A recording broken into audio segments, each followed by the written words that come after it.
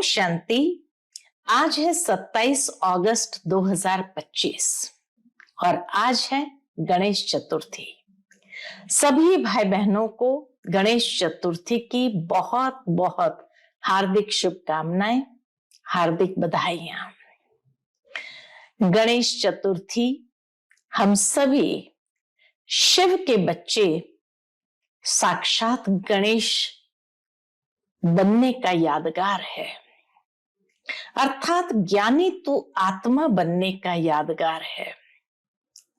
कहा जाता है कि परमात्मा शिव जब इस संसार में अवतरित होते हैं तो जो अहंकार का सिर है उसको काट करके हाथी का सिर जोड़ना, अर्थात ज्ञान युक्त सद्विवेक का सिर लगा देते हैं, जिससे हम ज्ञान की सूक्ष्म से सूक्ष्म बातों को यथार्थ रीति समझते हैं और उसको जीवन के अंदर धारण करते हैं। गणेश जी को कहा ही जाता है विघ्नहर्ता।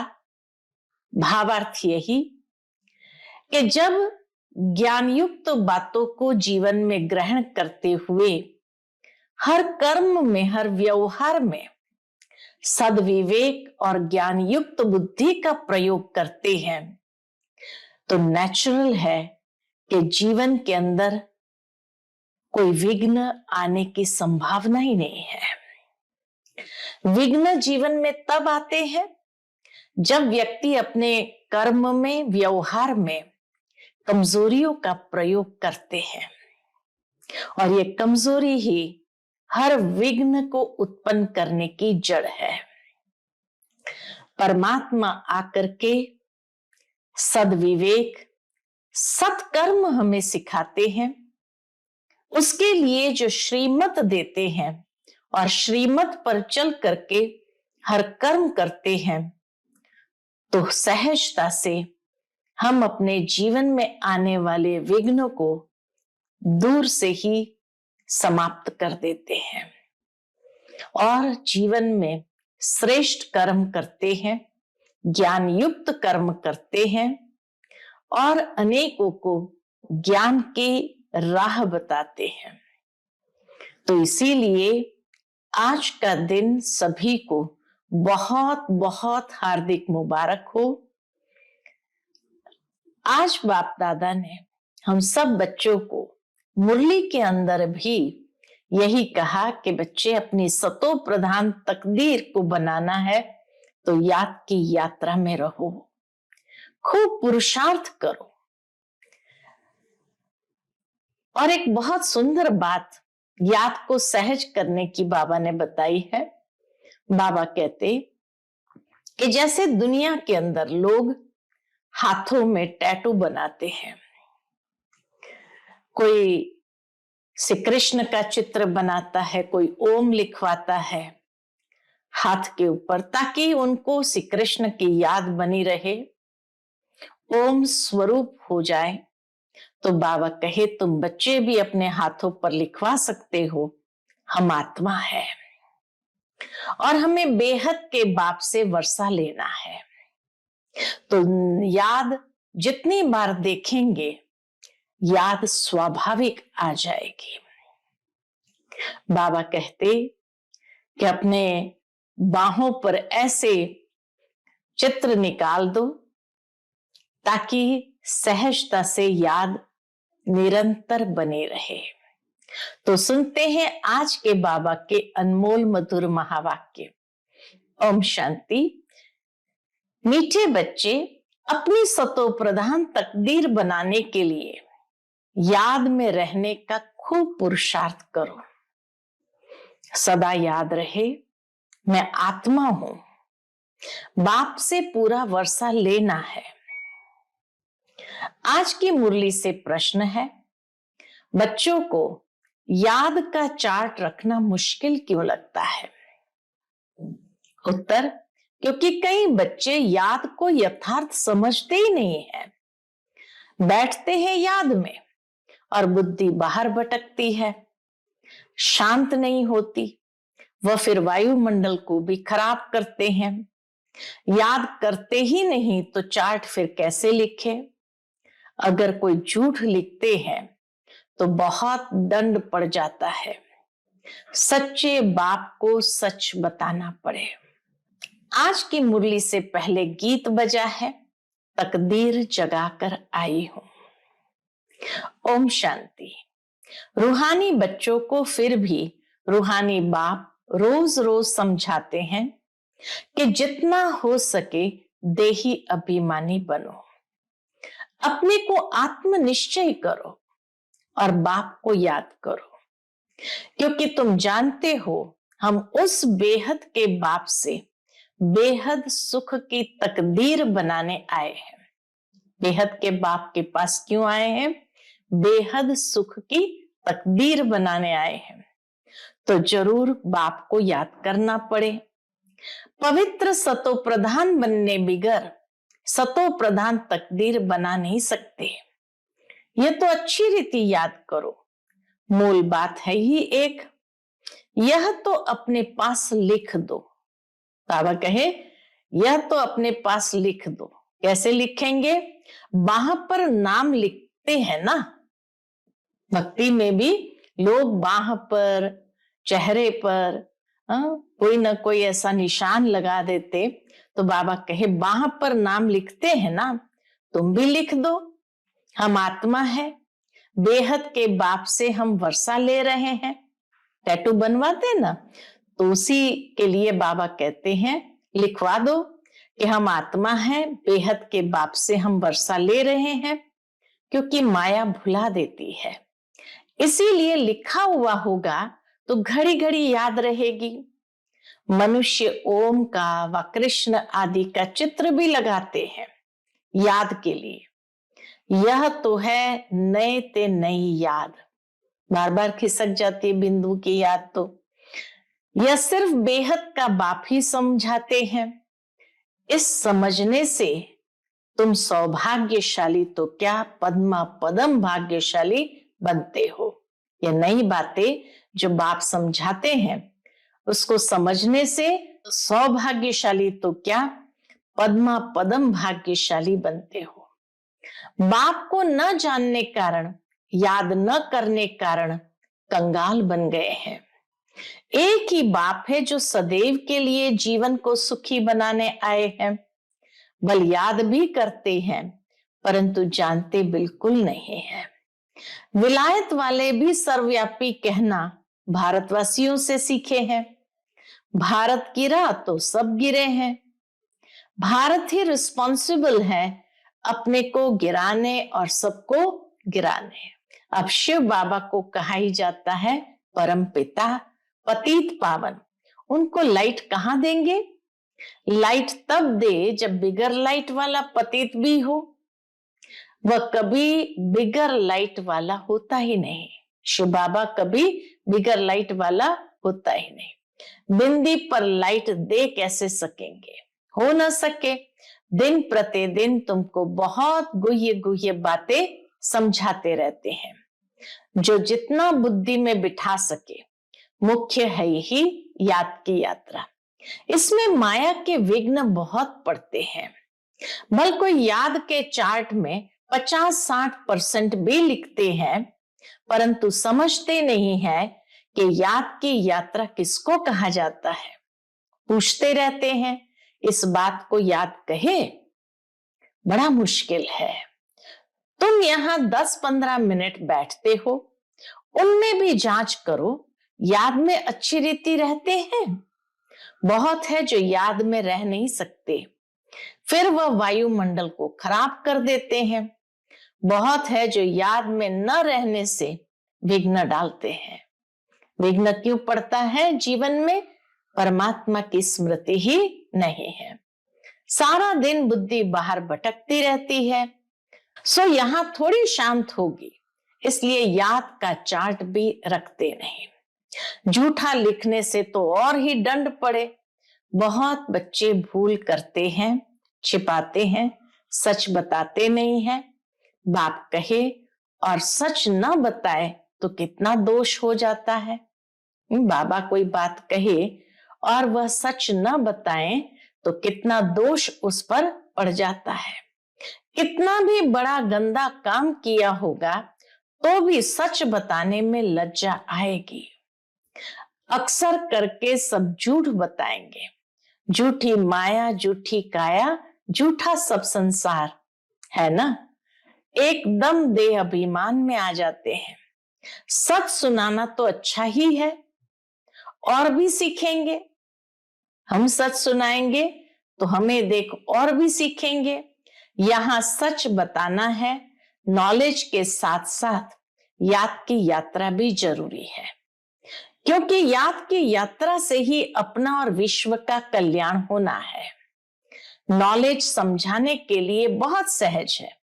नॉलेज तो बाबा कहे बहुत सहज है, याद में ही मेहनत है।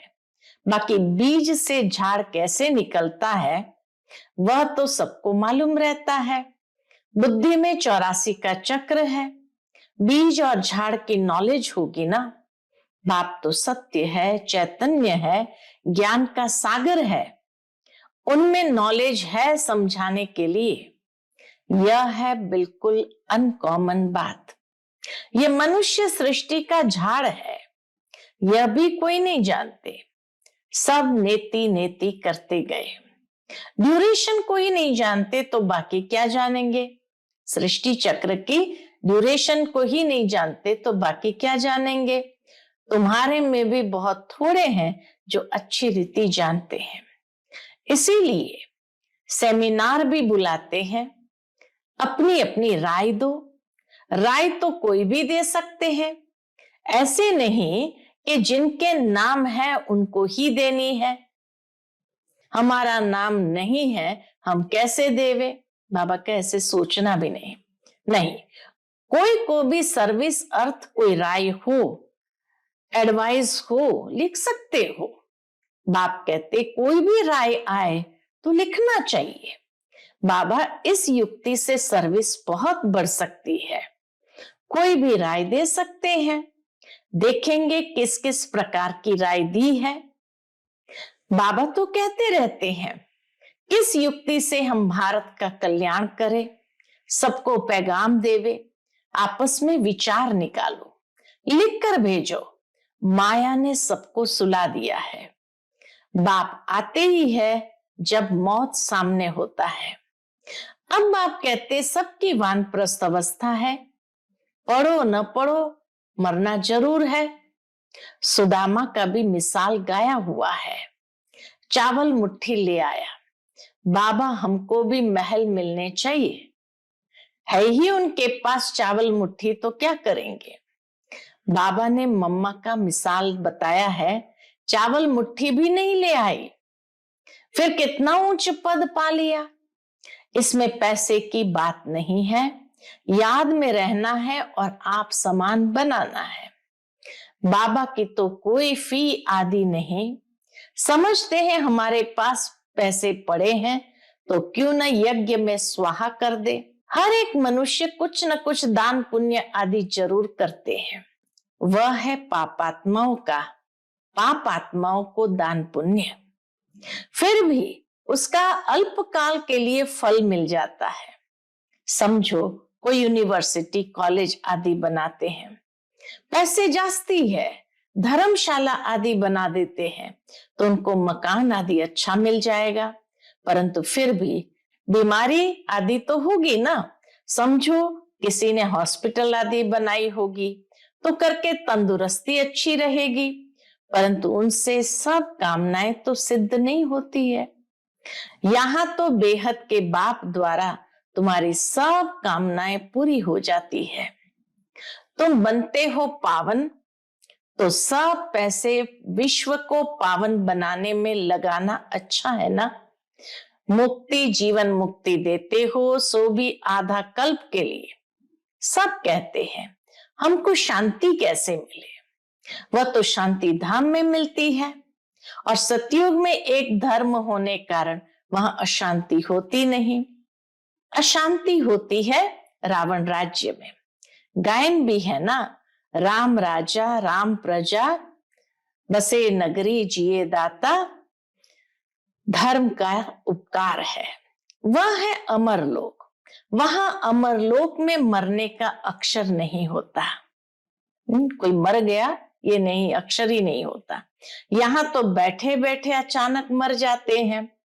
इसको मृत्यु लोक, उसको अमर लोक कहा जाता है। वहां मरना नहीं होता। पुराना एक शरीर छोड़ फिर बालक बन जाते हैं। रोग होता नहीं, कितना फायदा होता है। श्री श्री की मत पर तुम एवर हेल्दी बनते हो। तो ऐसे रूहानी सेंटर्स कितने खुलने चाहिए। थोड़े भी आते हैं वह कम है क्या। इस समय कोई भी मनुष्य ड्रामा के ड्यूरेशन को नहीं जानते। पूछेंगे तुमको फिर ये किसने सिखलाया है। अरे हमको बताने वाला बाप है। इतने ढेर बीके हैं, तुम भी बीके हो, शिव बाबा के बच्चे हो, प्रजापिता ब्रह्मा के भी बच्चे हो। यह है ह्यूमैनिटी का ग्रेट ग्रेट ग्रैंडफादर, मानवता का सर्वश्रेष्ठ ग्रेट ग्रेट ग्रैंडफादर। इनसे हम बीके निकले हैं। यह किसको बुद्धि में रह न सके, यह भी बच्चों को समझाया है। देवताओं के पैर इस तमो प्रधान दुनिया में पड़ न सके। जड़ चित्र का परछाया पड़ सकता है, चैतन्य का नहीं पड़ सकता।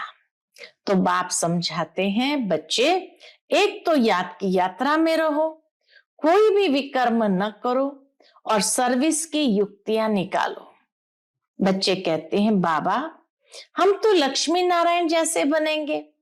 बाबा कहते हैं तुम्हारे मुख में गुलाब, लेकिन इसके लिए मेहनत भी तो करनी है।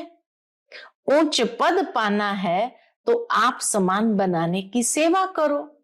तुम एक दिन देखेंगे एक एक पंडा अपने साथ 100-200 यात्री भी ले आएंगे। आगे चल देखते रहेंगे। हाँ, कैसी भविष्यवाणी बाबा ने की थी और अभी प्रैक्टिकल में हो रहा है कि एक एक पंडा 100-200 यात्री भी ले आएंगे। आगे चल देखते रहेंगे। पहले से थोड़ी कुछ कह सकते हैं, जो होता रहेगा सो देखते रहेंगे। यह बेहद का ड्रामा है। यह है पुरुषोत्तम संगम युग। बाप है ही दुख हरता सुख करता। दुख से आकर लिबरेट करते हैं। भारतवासी फिर समझते हैं इतना धन है, बड़े बड़े महल है, बिजलियां हैं, बस यही स्वर्ग है। यह सब है माया का पाम। सुख के लिए साधन बहुत करते हैं, बड़े बड़े महल मकान बनाते हैं, फिर मौत कैसे अचानक हो जाता है। वहां मरने का डर नहीं। यहां तो अचानक मर जाते हैं, फिर कितना शोक करते हैं, फिर समाधि पर जाकर आंसू बहाते हैं। हर एक की अपनी अपनी रस्म रिवाज है, अनेक मतें हैं। सतयुग में ऐसी बात होती नहीं। वहां तो एक शरीर छोड़ दूसरा ले लेते हैं, तो तुम कितना सुख में जाते हो। हम सभी बच्चे कितना सुख में जाते हैं, उसके लिए कितना पुरुषार्थ करना चाहिए। कदम कदम पर मत लेनी चाहिए। गुरु की व पति की मत लेते हैं, वह तो अपनी मत से चलना होता है। आसुरी मत क्या काम देंगे, आसुरी तरफ ही ढकेलेंगी। अब तुमको मिलती है ईश्वरीय मत। ऊंचते ऊंच इसीलिए गाया हुआ भी है, श्रीमत भगवान वाच। इसलिए तुम्हें हर कदम पर श्रीमत लेनी है। परंतु किसकी तकदीर में नहीं है तो फिर मत पर चलते नहीं है। तकदीर में ही नहीं है तो श्रीमत पर चलते नहीं है। बाबा ने समझाया है, किसको भी अपना कुछ अकल हो, राय हो, तो बाबा को भेज देवे। बाबा जानते हैं कौन कौन राय देने लायक है। नए नए बच्चे निकलते रहते हैं, बाबा तो जानते हैं ना कौन से अच्छे अच्छे बच्चे हैं। दुकानदारों को भी राय निकालनी चाहिए। ऐसे यत्न करे जो बाप का परिचय मिले। दुकान में भी सबको याद कराते रहे। भारत में जब सतयुग था तो एक धर्म था, इसमें नाराज होने की तो बात ही नहीं है। सबका एक बाप है। बाप कहते हैं माँ में कम याद करो तो तुम्हारे विकर्म विनाश हो जाए। अच्छा, मीठे मीठे सिक्के लदे बच्चों प्रति माता पिता बाप दादा का याद प्यार और गुड मॉर्निंग। रूहानी बाप की रूहानी बच्चों को नमस्ते। हम सब रूहानी बच्चों की रूहानी माता पिता बाप दादा को याद प्यार, गुड मॉर्निंग और नमस्ते। नमस्ते, शुक्रिया बाबा, शुक्रिया। आज की मुरली से धारणा के लिए मुख्य सार है। पहली पॉइंट, श्रीमत पर चलकर सारे विश्व को स्वर्ग बनाने की सेवा करनी है। बहुतों को आप समान बनाना है। आसुरी मत से अपनी संभाल करनी है। दूसरी पॉइंट, याद की मेहनत से आत्मा को सतो प्रधान बनाना है। सुदामा मिसल जो भी चावल मुट्ठी है वह सब सफल कर अपनी सर्व कामनाएं सिद्ध करनी है। आज का बाप दादा का मधुर वरदान हम बच्चों के प्रति है, एक बाप दूसरा न कोई, इस दृढ़ संकल्प द्वारा अविनाशी अमर भव। एक बाप दूसरा न कोई, इस दृढ़ संकल्प द्वारा अविनाशी अमर भव। जो बच्चे ये दृढ़ संकल्प करते हैं कि एक बाप दूसरा न कोई, उनकी स्थिति स्वतः और सहज एक रस हो जाती है। इस दृढ़ संकल्प से सर्व संबंधों की अविनाशी तार जुड़ जाती है और उन्हें सदा अविनाशी भव, अमर भव का वरदान मिल जाता है।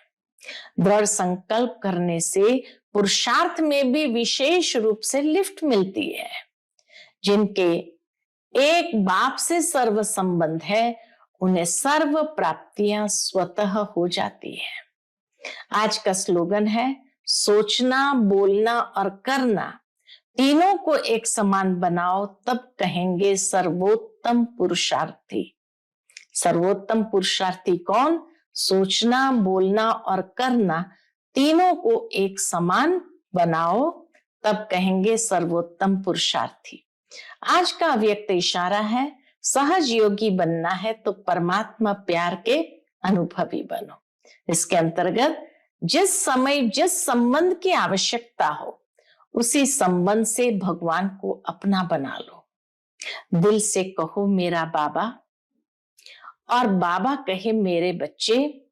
इसी स्नेह के सागर में समा जाओ। यह स्नेह छत्र छाया का काम करता है, इसके अंदर माया आ नहीं सकती है। यही सहज योगी बनने का साधन है। अच्छा, ओम शांति।